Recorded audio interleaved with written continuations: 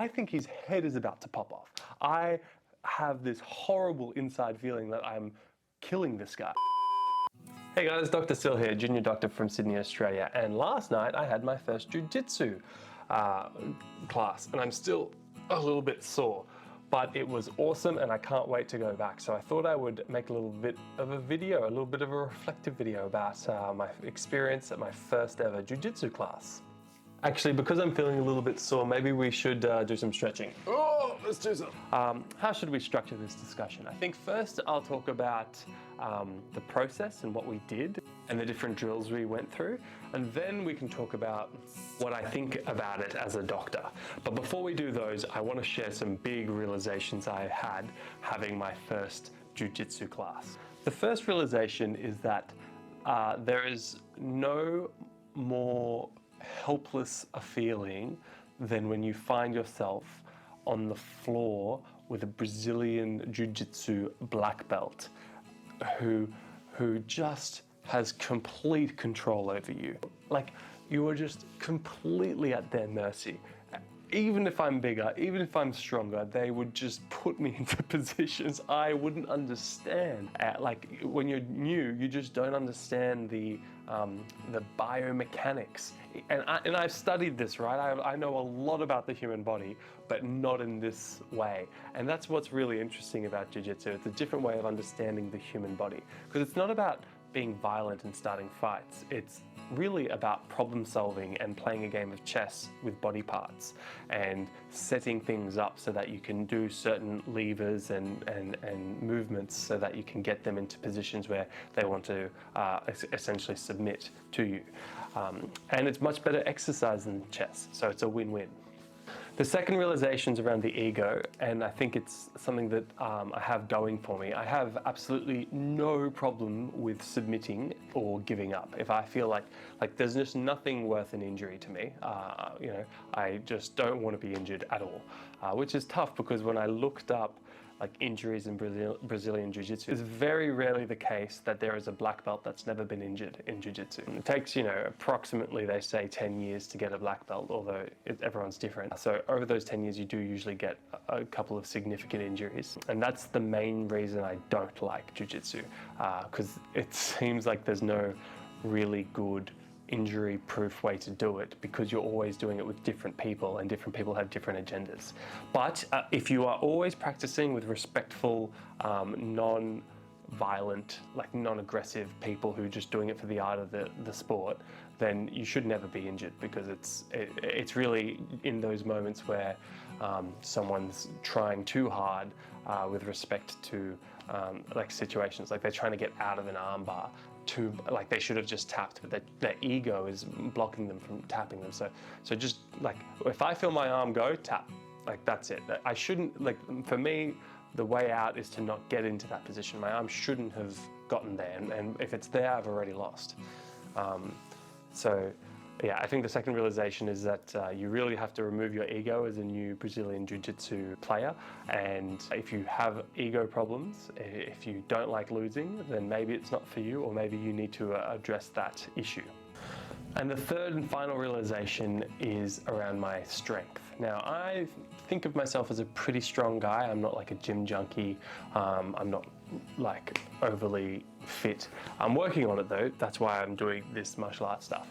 But it was incredible. I got this blue belt jiu-jitsu guy into a choke, and he's like, good job. Like, I got him into a choke. That's great. He was like, good on you, good. He's getting choked. So he's like, good job. Now choke me out. And so I like squeeze a little bit because I don't want to hurt him. So I'm just squeezing him a little bit to be like, okay, I got you in a choke. Tap out.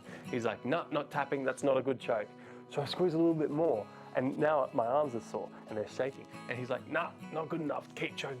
So I'm like, fuck, like, I'm going for it, man. If you want me to squeeze as hard as I can, I'll squeeze as hard as I can.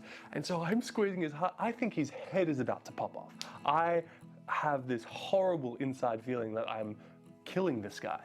And I don't like that feeling. So there's part of me that I probably, like, you know, I should probably address that. But he's not tapping and he's talking to me while I'm, because he's very experienced. He knows how to move his neck to not get hurt. He knows that I'm like a beginner, so I have bad technique, and I'm squeezing as hard as I can, and I'm even using my body, and he didn't tap out. And I stopped. I was like, I'm sorry, I can't keep squeezing. Like why isn't it working? I shouldn't have to squeeze this hard. And he gave me all this really interesting feedback around how my body was positioned wrong and how my arms actually had to come across anyway, it was amazing to me that actually I could squeeze around someone's neck as hard as I could and not actually have an effective choke. Because in my head, I always just thought, you get your hands around them, they're gone. Like, that's easy. It's easy to just choke someone out, but it's way harder than it looks. So I think that's probably a rule for the whole thing. Some things look hard and are hard, but some things look easy and are hard, like the rear naked choke. I think that's what it's called. So those are the big realizations that I had.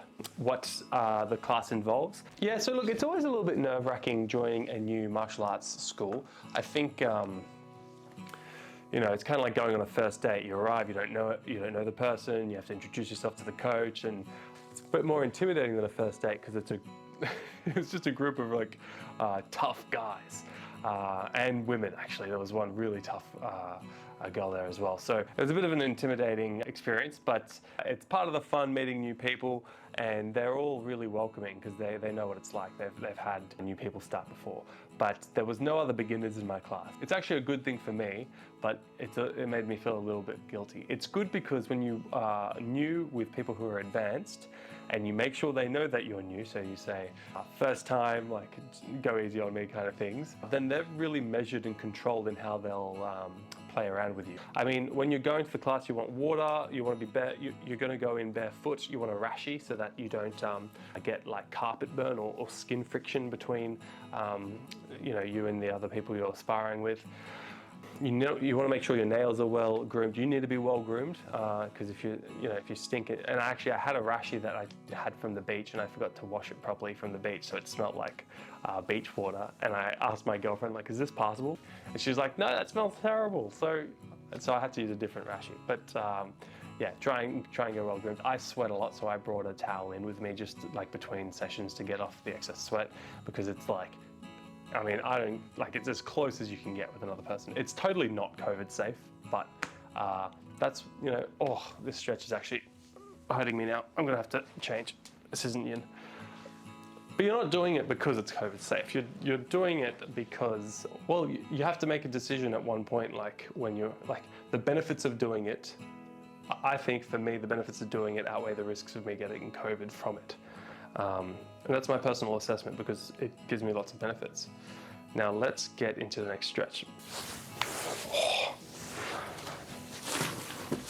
All right, okay, here we go. Just doing the, what's this one called where you have your leg across there? I think it's called the frog or something in yoga. Anyway, do it easy. So yeah, that's how you arrive. So when you arrive, it's hard to, I sat on the edge of the ring because when I arrived, they were all already there sparring from a previous class, and they were all like very good.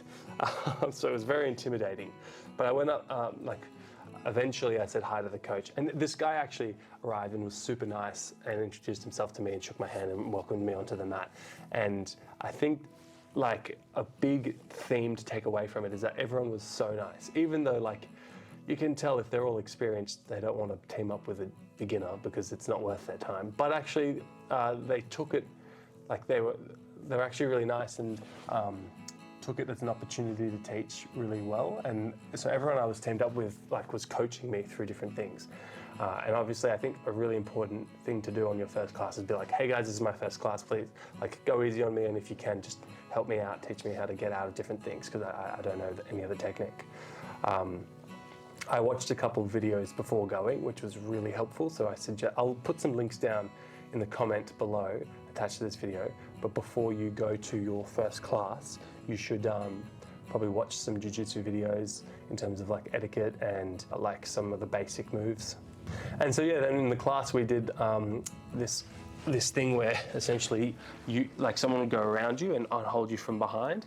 I forgot what that's called, but you have to get out of it, and that's the goal, to try and get out of it, or they just choke you out, or make you submit. So yeah, the goal is to get out of that, and that's really good core workout. I got like neck spasms while I was doing it. So it uses all these muscles you're not used to. You can go to the gym as much as you want, but when you do a jiu-jitsu class, you're going to be using muscles you've never used before in ways they haven't been used before, and it will be exhausting.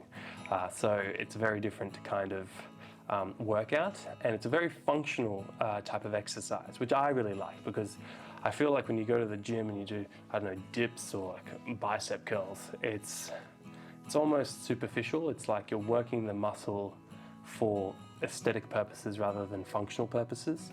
And when you do a workout that's related to martial arts, it becomes like a functional exercise.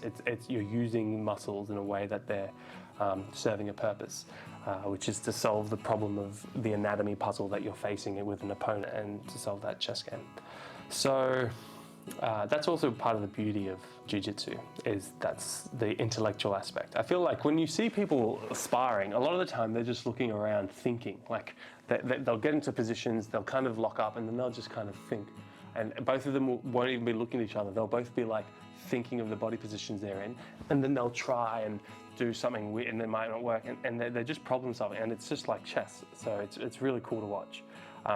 And actually, a lot of the learning I got in the classes when I had a little break just to watch people spar, and like it was really hard to follow how they were moving their bodies. So there's a lot of value in just watching.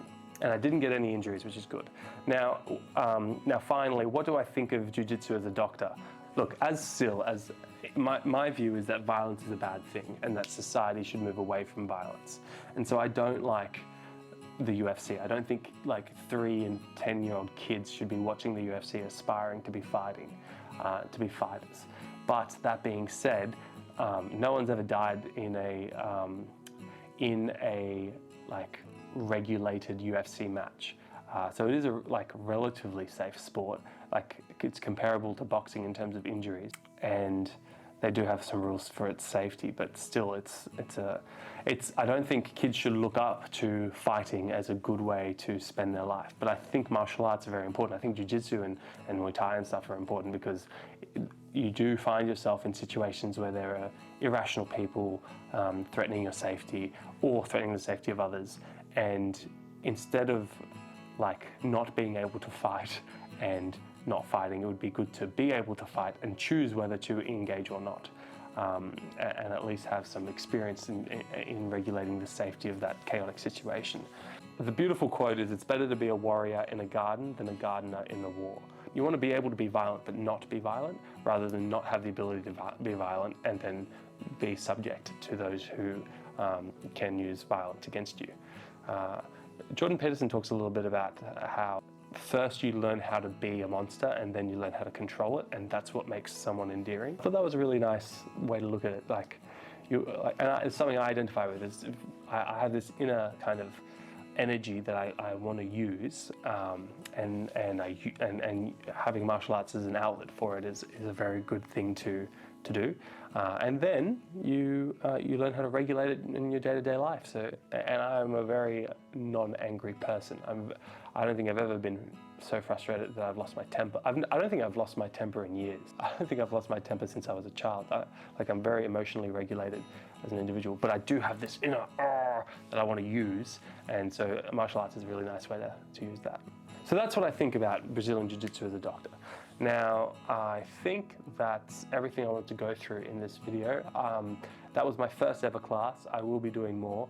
I think I'm just gonna stick to like beginner-ish classes to avoid injuries, and I might not get into the whole belt grading system. I'm not sure. I'll talk to the instructor about that.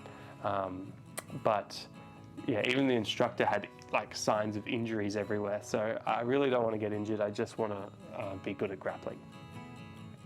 That's it. That's all I'll talk about in this video. Peace.